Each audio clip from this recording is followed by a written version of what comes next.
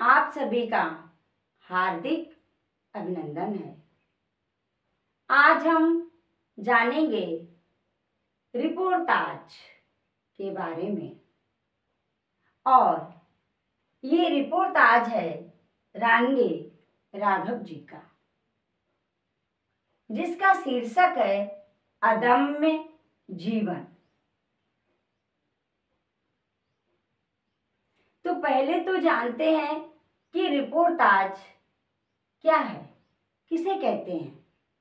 तो यह एक फ्रांसीसी शब्द है और जिसका अर्थ है रोचक और भावात्मक विवरण। अंग्रेजी शब्द आप जानते हैं रिपोर्ट, उससे भी यह संबंध रखता है। तो जो रिपोर्ट समाचार पत्रों में आती है, मान लो उसी रिपोर्ट को कलात्मक, भावपूर्ण और वो साहित्यिक भी हो तो वही रिपोर्टाज बन जाती है। तो रिपोर्टाज में तथ्यपूर्ण विवरण होता है, या यूं कहें आंखों देखा हाल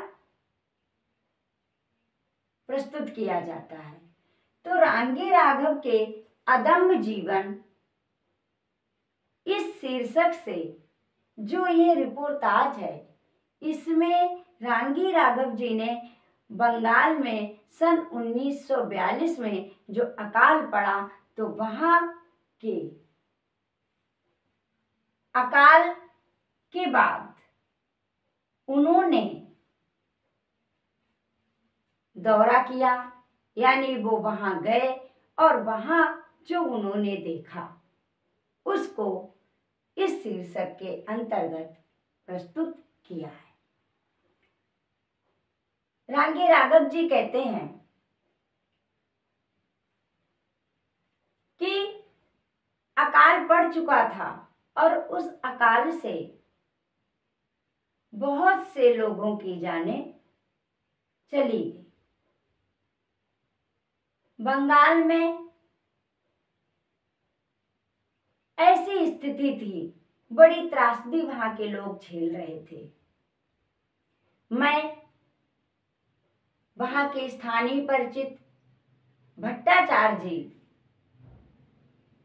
के साथ अकालग्रस्त क्षेत्रों में राहत कार्यों को देखने के लिए गया। भट्टाचार्य जी के साथ मैं उन क्षेत्रों के अतिरिक्त बंगाल के एक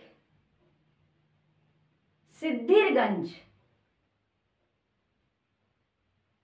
गांव में गया। तो सिद्धिरगंज का लेखक ने यह आंखों देखा हाल प्रस्तुत किया है। जब मैं सिद्धिरगंज जा रहा था, भट्टाचार्य जी साथ थे, तो देखा, हमने कहा गांव आ गया? बोले हाँ आ गया। तो मैंने कहा कहाँ गांव है? यहाँ तो मिट्टी के ढूंढ हैं। भट्टाचार्य जी बोले यही तो इस गांव की विशेषता है, यही तो तारीफ है कि यहाँ गांव में आदमी मिलने से पहले यहाँ कब्रें मिलती है।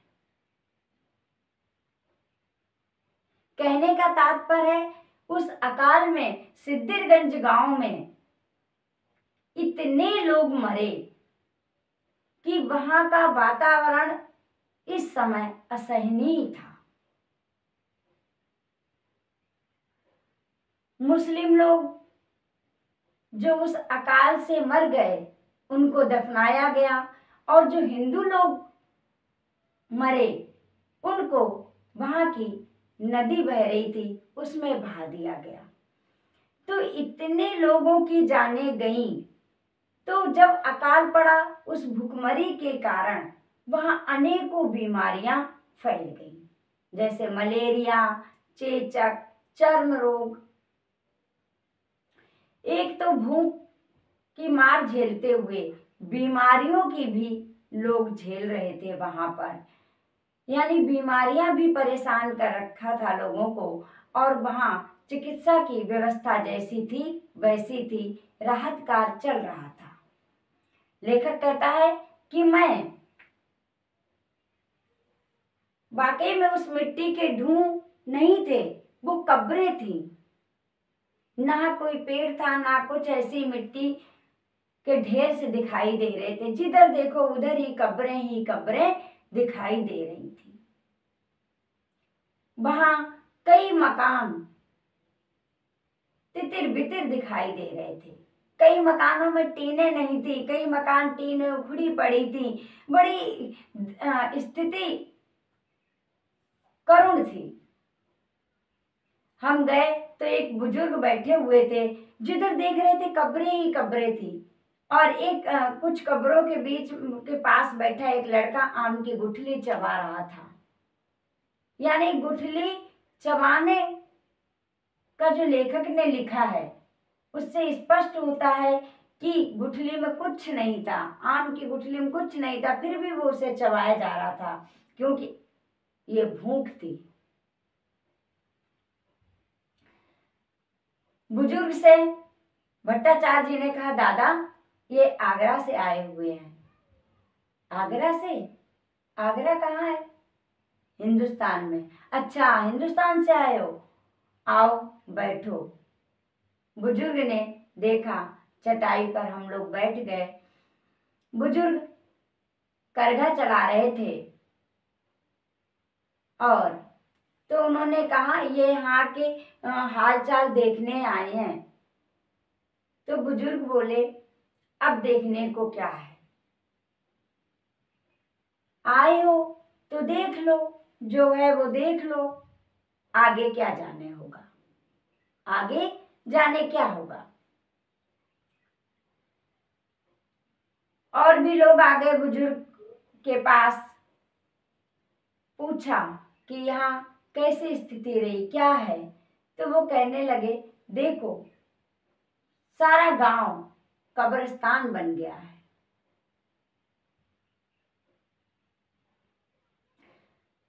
अब देख लो, यहाँ कोई नहीं रोता है, अब कोई नहीं रोता है। देख लो, गांव देखने आए हो, देख लो अब यहाँ कोई नहीं रहता है। और वाकई में ऐसा था कि वहां कोई नहीं रो रहा था। जो भी व्यक्ति बचे कुचे थे, उन्हें बीमारियों ने घेर रखा था। कुछ तो अकाल में मर गए, कुछ बीमारियों ने उन जिनको घेर रखा था, वो अपनी इस बीमारियों की मार को झेल रहे थे। फिर भी वो अपने अपने जैसे तैसे काम में लगे हुए थे। जैसे बुजुर्ग करघा चला रहा था, ऐसे ही एक औरत बैठी अपना काम कर रही थी। एक परिवार को देखा, घर में कोई नहीं था, एक महिला, वहां एक दो चार लोग बैठे हुए थे जो साड़ी बनाने का काम कर रहे थे। ढाके की साड़ी मशहूर है ना। तो कहने का मतलब है कि वहां पर जो वातावरण था वो सड़ांध भरा हो गया था, क्योंकि महामारी जो फैली थी, जो लाशें बह के गई थी, वो सड़ांध मार रही थी, वातावरण दूषित हो रहा था। और चिकित्सालय में, जो एक ही चिकित्सालय था, वहां लंबी लंबी लाइनें लगी हुई थी। 2 लंगर भी चल रहे थे, जिनमें 100 लोग को खिचड़ी मिल रही थी। वो भी एक समय 2 लंगर खाने थे, जिसमें मुस्लिम 100 बच्चों को, दूसरे में हिंदू बच्चों 100 बच्चों को खाना मिल रहा था। ऐसे व्यवस्था चल रही थी। अब बुजुर्ग के पास बैठे हम दोनों और लोग आ गए। पता लगा कि ये रहमत खां हैं, इनके घर में 25 लोग थे, अब 5 बचे हैं। अब्दुल रहमान के घर में परिवार में 16 लोग थे। अब केवल वही बचे हैं, एक ही बचे हैं, यानी अब्दुल रहमान। आदू मियाँ के परिवार में 19 लोग थे, उनमें से कोई नहीं बचा। इतनी भयानक त्रासदी थी अकाल की कि घर के घर, परिवार के परिवार नष्ट हो गए थे। एक वृद्ध कह रहा था कि यहाँ पर जो कब्रें दिख रही हैं वो 500 के लगभग होंगी, और ये एक कब्र में एक ही दफनाया गया हो, ऐसा कोई जरूरी भी नहीं है। तो वाकई में दिखाई दे रहा था कि एक लड़का, इतने लोग परिवार में थे, वो बैठा एक जगह, 3 ही कब्रें थी। परिवार में इतने लोग थे लेकिन 3 ही कब्रें थी। तो ये हाल था। और ऐसे समय जो हमारे मुनाफाखोर व्यापारी लोग थे वो अपनी गोदामें भर चुके थे, उनको खोलने का नाम नहीं ले रहे थे। ऐसी व्यवस्था थी। तो 2-4 लोग इकट्ठे हो गए, वहां पर आ गए, बातें होने लगी कि देखो वो सोसाइटी के लोग भी ऐसा कर रहे हैं, गोदामों में माल भर रखा है व्यापारियों ने, अब क्या करें, यहाँ हम लोग एक हो जाएं और एक मिलके इस, चलो सबको बात समझाते हैं, सब मिलकर चलते हैं, बात समझाते हैं, कहे ऐसा क्यों कर रहे हो। लेखक कहता है तब मुझे जनशक्ति का एहसास हुआ कि इनमें आज भी अपनी पहचान है संस्कृति की, कि हमें एक रहना है। बुजुर्ग के पास इतने में और एक लड़का आया, बोले चलो चलते हैं, गांव देख लेते हैं। गांव देखने पहुंचे तो देखा ये भद्र लोग का मकान है, कुछ नहीं, टीन मीन कुछ नहीं।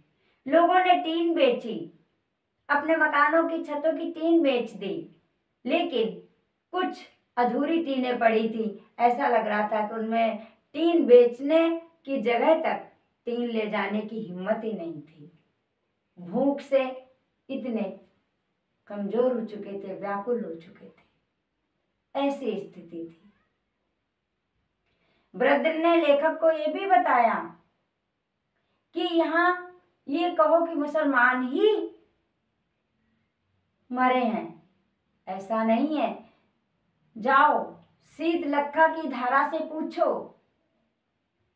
कि वो कितने किसानों को बहा ले गई।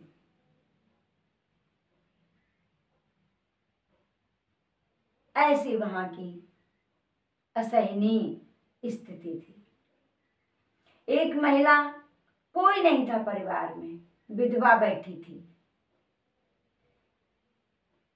आगे बढ़े तो देखा जो लड़का गांव दिखाने जा रहा था वो एक कब्र के पास रुक गया, कब्र के पास, और बोला ये मेरे बापू की कब्र है।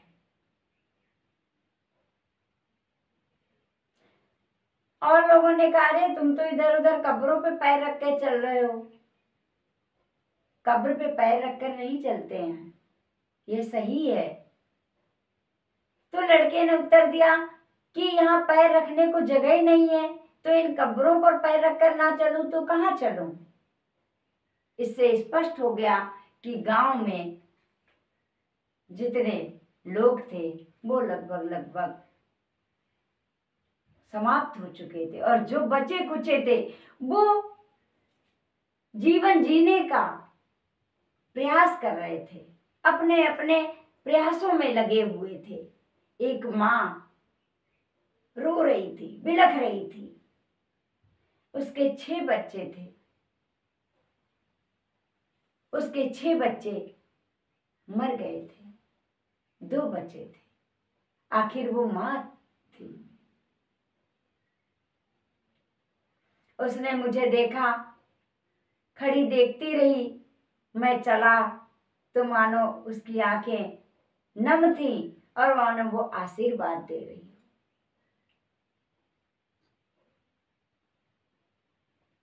ऐसे वहां की स्थिति थी। बीच में लेखक लिखता है कि वहां जुलाहे लोग रहते थे जो कपड़ा बनाने का काम करते थे। सबको कपड़े पहनाने वाले, नेताओं को सबको कपड़ा पहनाने वाले खुद नंगे थे। यानी वो भूख से मर रहे थे, कुपोषण के शिकार हो रहे थे। और जो खाना दिया जा रहा था, खिचड़ी जो मिल रही थी, वो भी एक समय, और वो भी 100 लोगों पर 7.5 सेर खिचड़ी बन रही थी। अब अनुमान लगा लीजिए कि 7.5 सेर में कितने खिचड़ी बनेगी और कितने लोगों का पेट भर जाएगा। बस जी भर के लिए उन्हें भोजन मिल रहा था। कैसे तरह वो जीवित रह सके, जी ले। लेखक सिद्धिरगंज से चल दिया। वापस लौटने लगे तो देखा एक नदी की पतली धारा में बच्चे नहा रहे थे और बोल रहे थे, इंकलाब जिंदाबाद, इंकलाब जिंदाबाद, नारे लगा रहे थे। लेखक कहता है, उनके नारे को सुनकर मैं गदगद हो गया कि बंगाल की भूमि क्रांतिकारी रही है। कितने क्रांतिकारी हुए वहां, और क्रांति अभी भी जीवित है।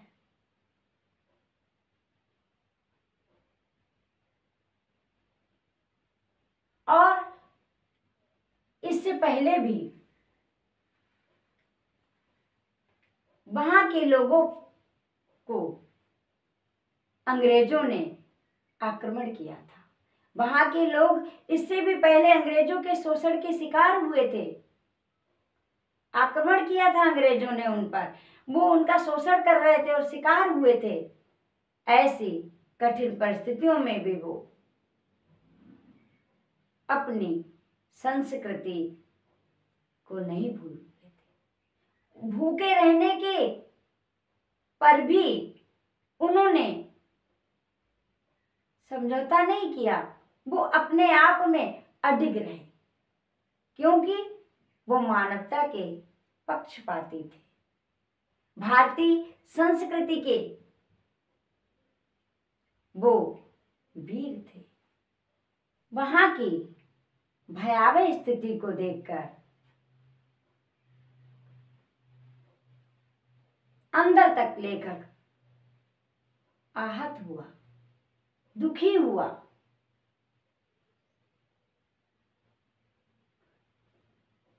लेखक कहते हैं अपने मित्र से, भट्टाचार्य जी से, कि युग युग तक संसार को याद रखना पड़ेगा गुलामी और साम्राज्यवादी शासन के कारण बंगाल जैसी सस्य श्यामला पवित्र भूमि के मनुष्यों को भूख से दम तोड़ना पड़ा। और उन्होंने उसे इसलिए झेला था कि मानवता जीवित रहना चाहती थी। उसे कोई मिटा नहीं सकता। सिद्धिरगंज से जब लौट रहे थे तो शीतलता की प्रशांत धारा में एक आदमी गा रहा था, सोनार बांग्ला होलो शोषाण एक साथे सब चले। सोनार बांग्ला होलो शोषाण एक साथे सबे चल। यहीं पर इस रिपोर्टाज का लेखक समापन कर देता है। तो अब हमें इस अदम्य जीवन रिपोर्टाज से लेखक ने क्या संदेश देना चाहा है, इसका उद्देश्य क्या रहा, आंखों देखा हाल जो विवरण प्रस्तुत किया, तो इसमें 3 चीज स्पष्ट निकल कर आई है। 3 बातें, यानी 3 बातें अदम्य जीवनी शक्ति का परिचय दिया है। लेखक ने उस अकालग्रस्त क्षेत्र का जो आंखों देखा हाल प्रस्तुत किया, उसमें उन्होंने सिद्धिरगंज में जो देखा, बुजुर्ग सब कुछ मिट चुका है, गांव का गांव तबाह हो चुका है, कितने अपने कितने मित्र, सब कुछ नष्ट हो गया। फिर भी वो करगा चलाने लगे, करगा चला रहे हैं।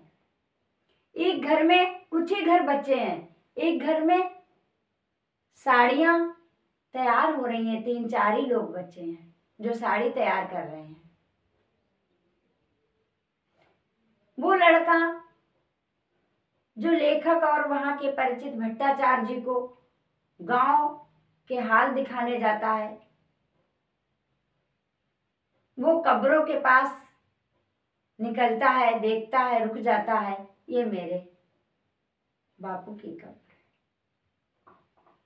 दुखी है, लेकिन क्या है, क्या कहता है, पैर रखने को जगह नहीं तो चलेंगे तो सही, यहाँ ना इन कब्रों पे पैर ना रखकर चलूं तो कहाँ चलूं, जगह ही नहीं है पैर रखने की। दुखी है, लेकिन लेखक को पूरा गांव दिखा रहा है। ये क्या है, ये अदम्य जीवन ही तो है, ये अदम्य साहस ही तो है, प्रबल जीवित रहने की इच्छा ही तो है।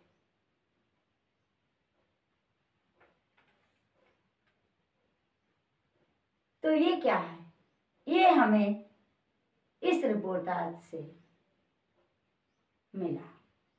दूसरा, क्रांति की भावना। एक बिंदु और बताते हैं यहीं पे कि अंग्रेजों ने इससे पहले वहां आक्रमण किया, उनका खूब शोषण किया वहां की जनता का, फिर भी वो लोग भूख से मरे, अडिग रहे।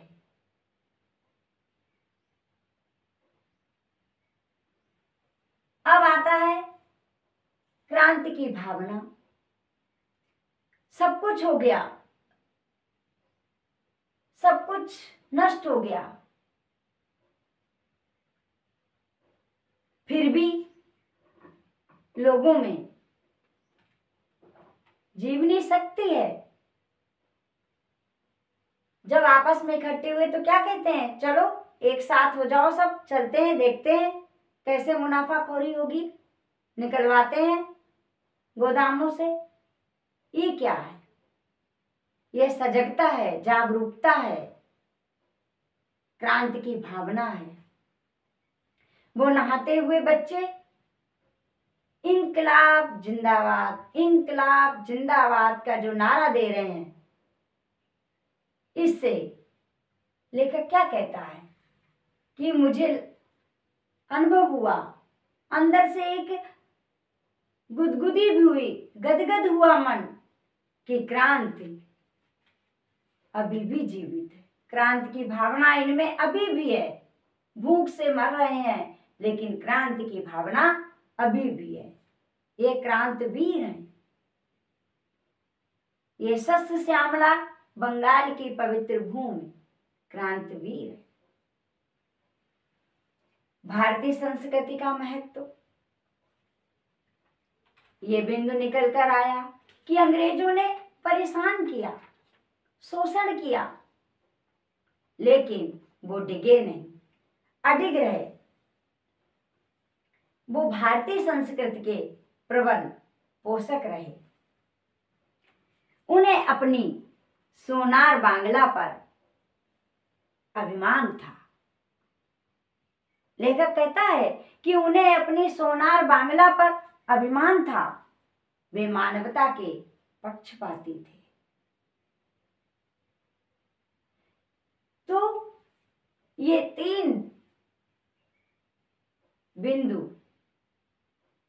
निकलकर सामने आए हैं। तो ये था रांगे राघव जी का अदम्य जीवन रिपोर्टाज। मुझे पूर्ण विश्वास है कि आपने आज इस रिपोर्टाज को समझ लिया होगा। आज इतना ही।